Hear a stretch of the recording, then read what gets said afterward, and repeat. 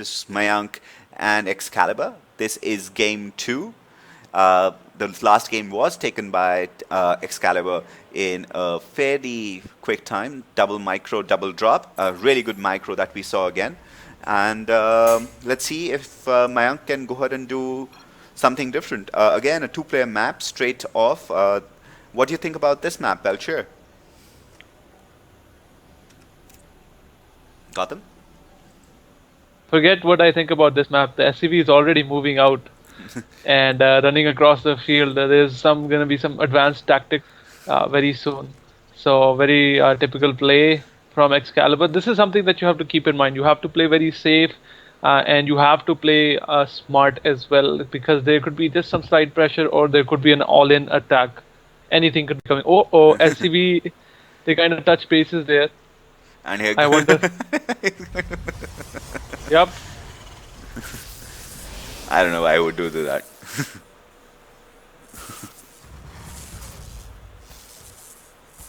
That SCV might just end up finishing this. And how will that help? No idea. And another SCV is actually left base now. This is interesting. Mayank can actually take advantage of this, and not get distracted by all this, and he's gonna have advantage because he's not even put a bunker down yet. Yeah. He's actually putting down a command center straight because he's collected so much minerals waiting for that cheesy tactic. Well, let's see whether that is actually going to be useful. I've never seen that effectively used, so. He's gonna be behind. SCV back into the base and just poking away at that pylon. And he actually gets an SCV kill.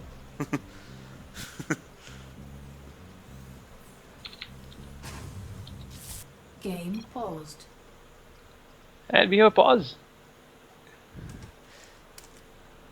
I would just say Mayank actually has secured a decent lead right in the beginning, so I think he should just play properly and he can take advantage of this. Excalibur has been put on a back foot and has to play a bit more defensively. So I believe Mayank can easily take this game if he decides to.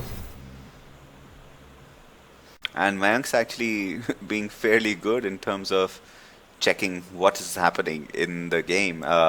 He's gone and scouted this other SCV which is just walking around, and Mayank's just literally taken two of his probes and make them walk all over the place just to go ahead and see what is happening. And here goes another zealot who will walk around and see what's going on. I actually don't know where he's going, but actually he's going to the other base. That's where he was rallied, but now this forced Nikunj to pick up his command center and put it back down inside his base, blocking his base effectively there. I hope he doesn't make a planetary out of this.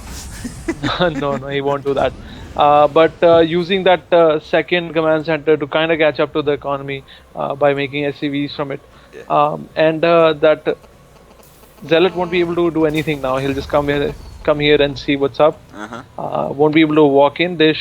He has some time before the first Marine comes out. I believe Marine will take about 25 seconds. Yeah. So he can take free pot shots on this building till then. Yeah. And Marines have. So double. Another barrack coming out. Yeah, 3 barracks. And gas test build here. I think the mothership core is also on its way to scout to see what's going on in the Terran base. Yeah. And finally the Marine is out and will shoo away that zealot. If he knows that zealot, the zealot value his life. Yeah. Zealot will help back. He's seen everything that is there to see. Mayank should make his decision now in what direction he wants to go and how he wants to play this game. What Nikunj will be doing is just making a lot of Marines and making a bunch of bunkers to defend his base. He should be soon moving out and expanding in his natural. But here you also see there's a queued pylon. Once that goes down, this is going to be trouble.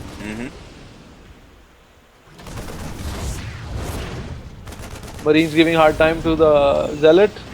Do we have any other unit coming in? No. And that pylon actually goes down right in front of him. Again, more bunkers coming out. As I said, Mayank. Okay, actually, not putting down his nexus down. So this is forcing Nikunj on a back foot. Of course, he's putting more bunkers down. He doesn't know. He's expecting some pressure. Trying his best to take down that pylon. Let's look at the gateways have just finished, so 3 units should be able to spawn just now, and they have. And I think he's secured his position, and he will not let Nikunj expand anytime soon, which is good for Mayank because now he can get his expansion up and going and gathering the much required lead to win this game. He will actually could just fly down here. I don't think anyone knows that he will actually go here, and that scouting is not really necessary.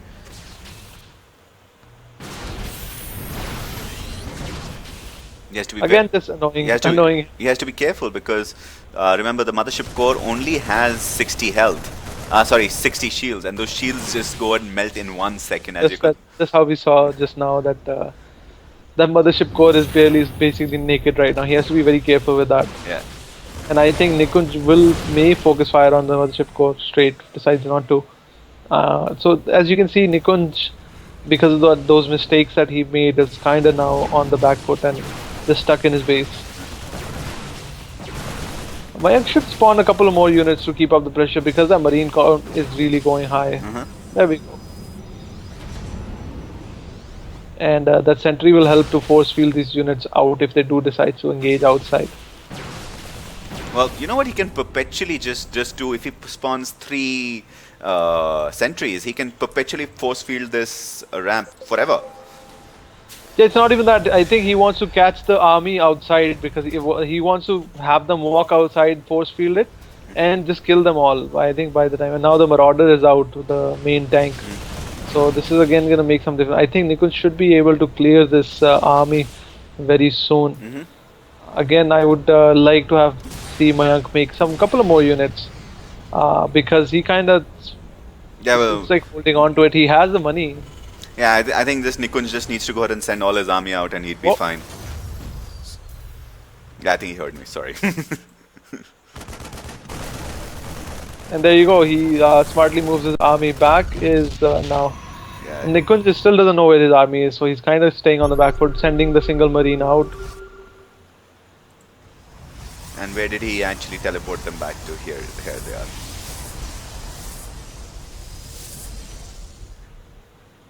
Nikunj finally able to move out of his base at 10 minutes, whereas a nice economy being set for taking a lot of gas here. So, well, just to compare, we have 42 probes versus 34 SCVs, and that will make him fairly behind in army. As far as the army goes, which is the army supply is fairly okay, 20 to 34, but the worker supplies is a huge advantage currently for Axis Mayank. So that's not a bad deal. As I said, I'm really impressed with Team Axis. Yeah, Mayank should be using his chrono boost right now. He has a lot. There you go. Finally uses some of it. He has a lot of this, and that's why he's kind of lagging behind in the minerals. Yeah. And there you go, another Nexus coming out. Yeah, and I like the placement of all these 3 fairly well placed pylons because they will allow him to go and keep fairly good pressure on from multiple angles. And let's see. I actually liked what he was going and doing it earlier, but let's just see. And he types no.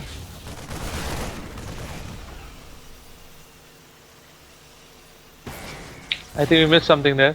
Yeah, I have no idea what he typed no about. Either he's stream hacking, where he says no, they will not allow him to go out and put any pressure, or no, you will not expand.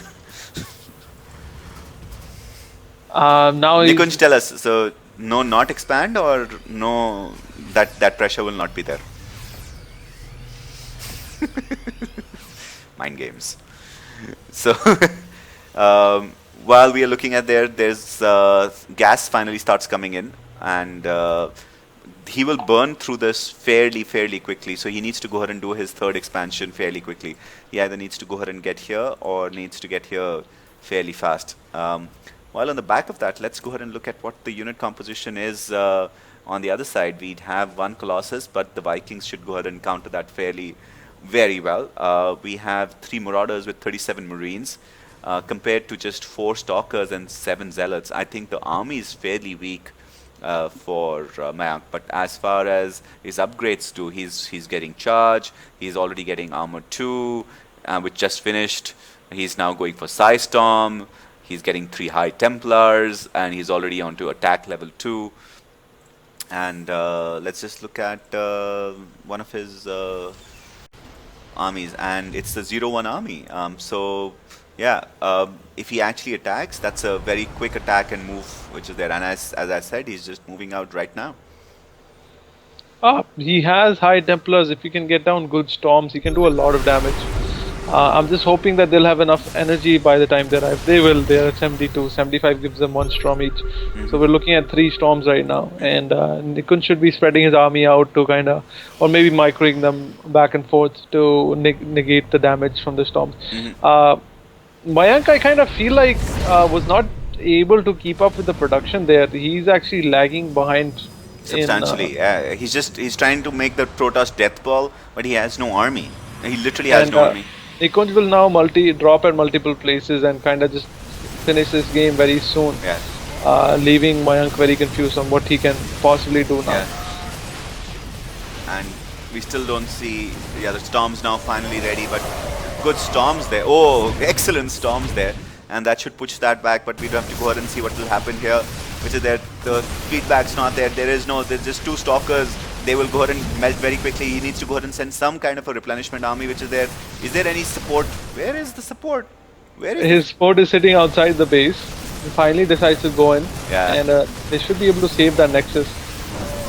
And oh, look behind this. There's actually a drop. Zealot dropped into the Terran's base as well. And if you look at the supply count, they've actually done a lot of damage. There's about 12-13 kills on both of these Zealots. Wow, and I completely missed that. Yeah, we did.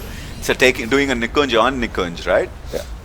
And if you pull out the workers killed, he's actually killed 41 workers. Yeah, I just saw that, which is there. My God. Now there's a quite an advantage going in Mayank's favor because he has 67 probes compared to the 10 SCVs that Nikunj has. So this game is now looking more and more in favor of Nikunj. Yeah, it does. Mayank, Mayank, sorry. And there's also this other proxy which is here along with a couple of them, so they should be able to put more pressure on this. Let's look at what is the units which is there in terms of 70 probes versus only 13 SCVs, and that should on the economy be putting a huge amount of pressure on the economy. As you can see, we are sitting at 700 versus 200 and 500 versus 200. Although this has and he's supply capped actively right now, and there goes down the mules. The mules are also gone, and then the production is now down to 100 versus 500. Yeah, Mayank now finally setting up to attack. And let's see how he's able to handle this. Nikunj is now fairly behind economically, but he can micro, so let's see how he can efficiently control his Terran army. Yeah, he's just going to get both the Archons to go ahead and go very, very quickly. Archon doing a lot of damage to these Vikings because they're all bunched up together. You can see like a lot of them, and they're going right on top of the High Templars. And High Templars decide not to storm or anything. And he was trying to pincer him in from 2 sides, doing a lot of damage, but the storms taking down stimmed Marines so quickly, and they're all in red health. They have no option but to just die and run away. And Terran army is now looking weaker and weaker every second. Oh, that beautiful storms! Yep, and I would have to say we should be expecting a GG any second now from Excalibur. These Archon are 2-2 right now, and they're doing a lot of damage. The Terran ground army is 1-1, and the air army is still 0-0. And they're going right into the base of the Terran, and I think this is GG. Well, never count Nikunj out. He'll do something really random. I expect this is a GG, but he will try and go and show some of his great micro, which he has everything selected right now. And there goes the GG. Nah, our first game 3. So GG it is. And